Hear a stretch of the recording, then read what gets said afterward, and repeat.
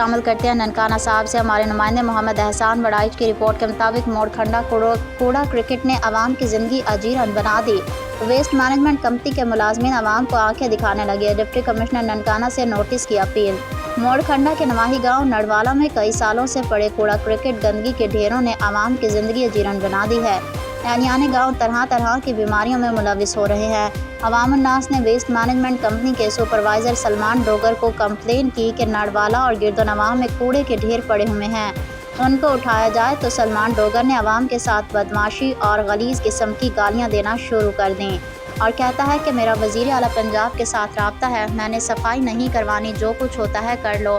اہلیان گاؤں نڑوالا اور یوسی کوٹ نامدار کی عوام نے ڈپٹی کمشنر ننکانہ تسنیم اختر راؤ سے اپیل کی ہے کہ یوسی کوٹ نامدار کا سپروائزر سلمان ڈوگر تبدیل کیا جائے اور اس کے خلاف سخت کارروائی کی جائے اور کوڑے کے ڈھیروں کی صفائی کروائی جائے تاکہ عوام مہلک بیماریوں سے بچ سکے۔